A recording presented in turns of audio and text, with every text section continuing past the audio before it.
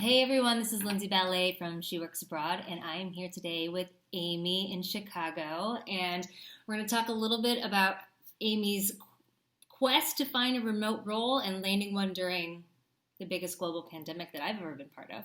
You too, probably, Amy. So welcome, and Thank you. congrats again on the role. So let me kick us off here and say that we started this search before COVID, like last year when you had just come back from an 8-month stint in Buenos Aires, Argentina, which I adore, and had gone back to Chicago.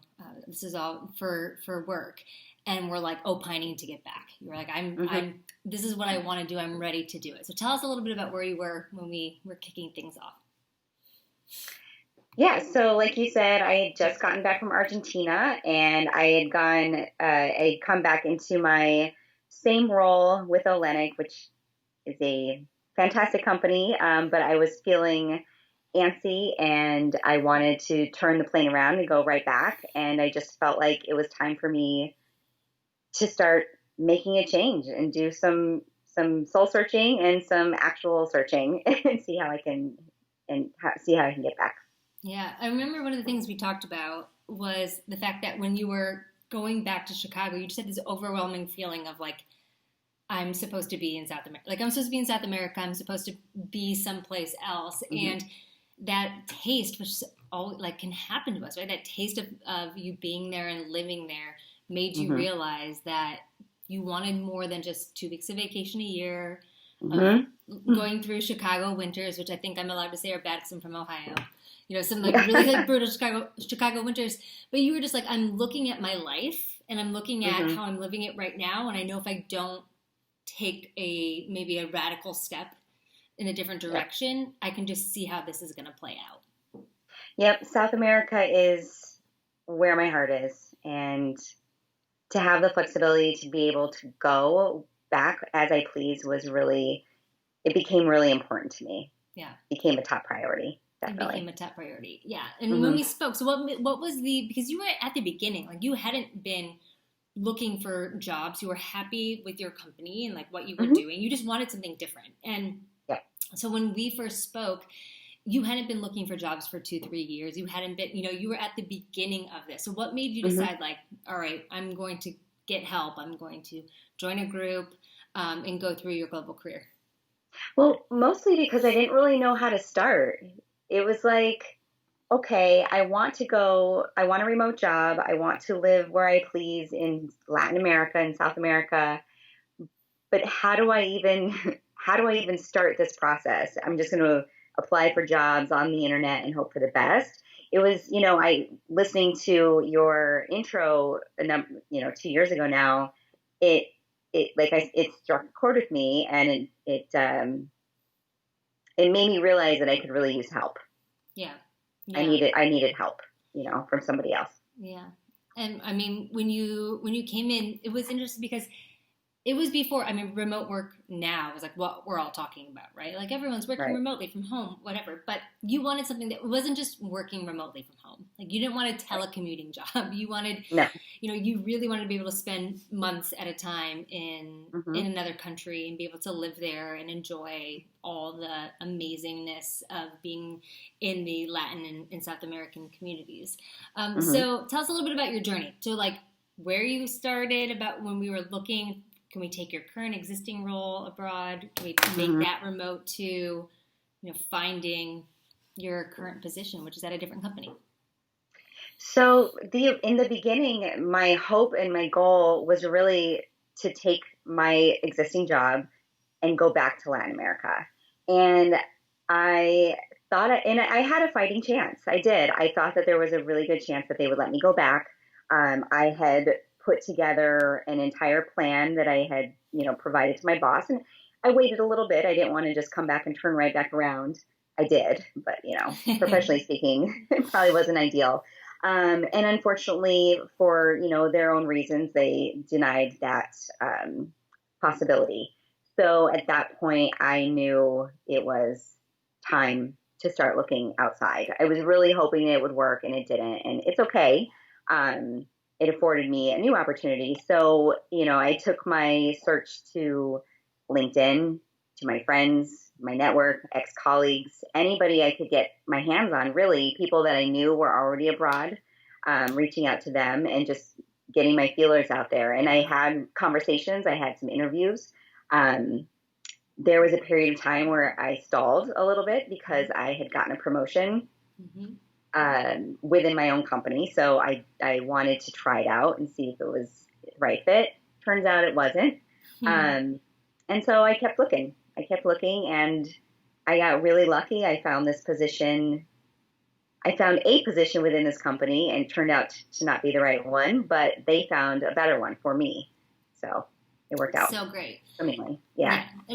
It's, it's always like hindsight is 20/20, right? Like it was supposed to work out how it was supposed to work out. But what I love about your story is the fact that you didn't leave any stones unturned. So I know sometimes when people want to work remotely or want to take their current role and be able to do it from another location, it feels easier to just go out and find a new job than have some tough discussions with your own manager and own management team about what could this look like if we did things differently. And I think your just how you put the plan together, how you talk strategically about the business and like how this would enhance the business and what it would mean for you as a long-term retention. You left no stone unturned, and that's something to be, I think to be proud of and know that like you have it in your back pocket should you ever need it, want it again. Yeah, right. That's true. How to do something with persuasion, and they turned it down, but you left knowing, you guys both mutually knowing that there was another fit for you, likely in another company elsewhere. Yep, that's exactly what happened. So and in your new role, tell us a little bit about. You plan to be working remotely. Yeah. We're in a global pandemic. What does that look like for you for the next few months? Right now, it's going to be fairly low key. I do plan, unfortunately, I probably won't leave the country, but I do plan to leave Chicago, at least for a short period of time, spend it perhaps in Florida or in some other warm destination in the U.S. I also want to get comfortable in my role. I want to be trained up and comfortable with, my team and communicating with individuals and, just getting to know everybody before I start, traipsing around the U.S. weeks at a time. So, I'll stay put for a little bit, but it's not going to be that long before you find me somewhere else. And when things open up, then off I go. Then off you go. You'll be the first one in the line with your passport. That's right. As soon as I can do it.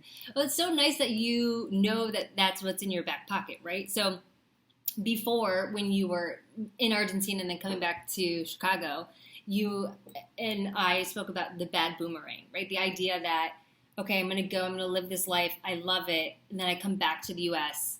and it's, in your heart, you don't want to be there. And so you quit your job, you move, you go down there and you try to figure it out, and then 3 months later you're like, I actually have to work and find a job, right. Provide an income for myself, and you end up back in the U.S. like looking for a job again or taking your old job back. And I remember you saying like, I don't want to do that. Like I know I want to be there, but like I'm at a point in my life, I'm at a point in my career where this has to be a step forward to make it sustainable. Exactly. Right. I had kind of the pipe dream of taking a year off and traveling the world, and I don't like to use age for anything, but I wish I had done it in my 20s. Yeah. And I didn't, and that's okay, but I still kind of get that opportunity to a degree now with a well-paid job that I can take with me, and it's a beautiful thing. And now I can live comfortably. When you're not working, you don't have the flexibility of just spending money so freely, and it'll be a little bit different being employed. So it'll be really different. Because you have that stability, you have the foundation, but then you also have the autonomy and the independence to decide where you want to go and what that will look like. And I know for you personally, being Colombia and other countries that really speak to you is exciting, because you can go be in that fabric for as long as you want and kind of live this bicultural lifestyle.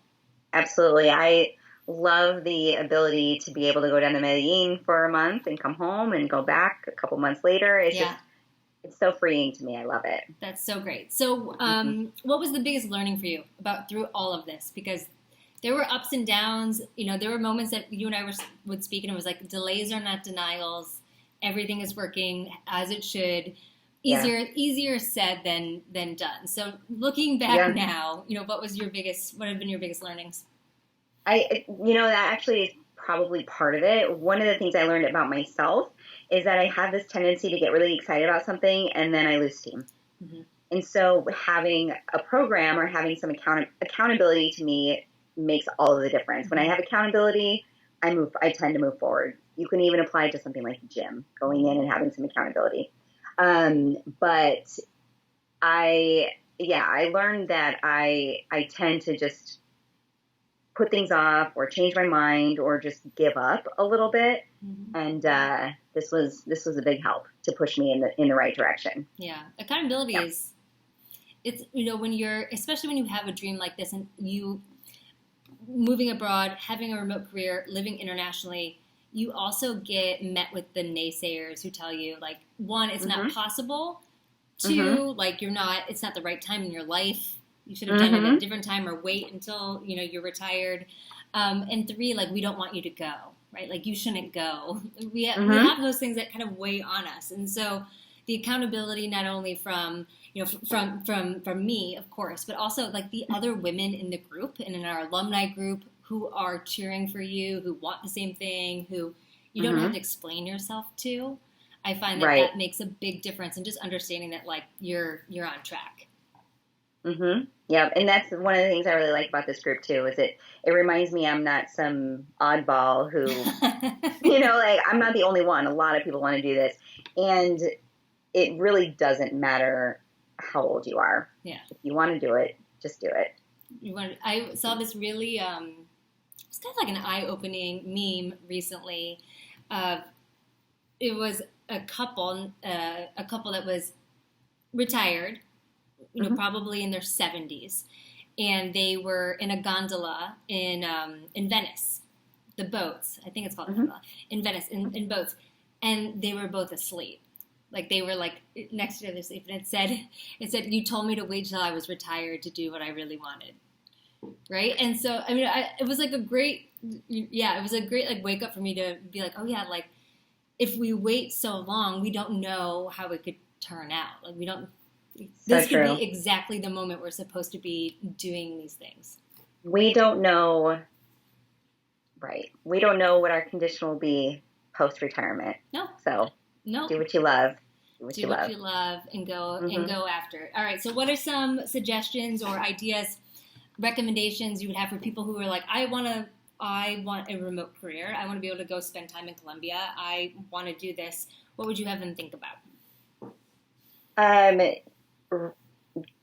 Reach out to people, even if it makes you uncomfortable. There are most people out there, everybody out there is happy to help. And I think we forget that sometimes. We kind of get in our heads, right? And we get maybe insecure about it. So reach out to people in LinkedIn, even if you haven't talked to them in a while. Go through your Facebook friends. Just ask for referrals from people. Just do things that may be a little bit out of your comfort zone. Mm-hmm. It was certainly out of my comfort zone to do that. I reached out to complete strangers and set up phone calls and to talk about their experience in the role that I admired. Persistence and patience. Not everything is going to happen overnight. It's a lesson I've been learning in a lot of different facets of life lately.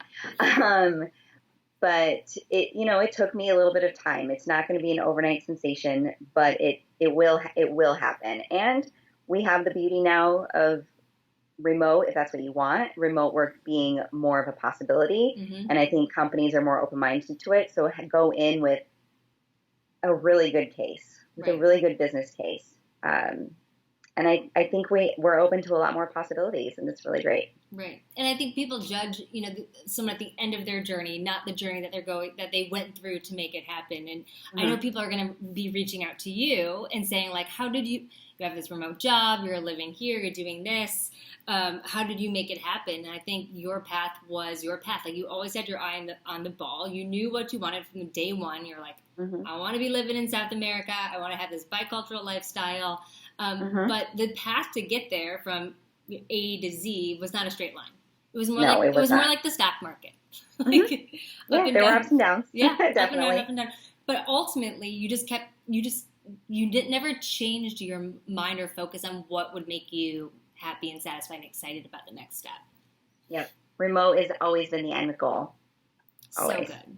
And I love going into an office too. I won't take that away, but it's the end goal and I got it. And you got it. Yay. And you did it. Yay. I'm so happy for you. I'm so happy for you. And thank you for sharing your story today. Thanks for celebrating with us, especially during a time when global pandemic and it seems like, there's more negative news than positive news. I think it's so important that we just share these stories of people who are doing things differently during this time, who are investing in themselves, who are looking for the opportunities when they could look a little bit different than they did 6 months or a year ago. So I'm super excited for you, and of course keep us posted on your first international location. I will. I hope I'm aiming for spring. Aiming for spring. Yeah. Cross fingers. All right. Thanks, Amy. All right. Thank you, Lindsay. Have a great day. Yeah, you too. Cheers. Bye-bye.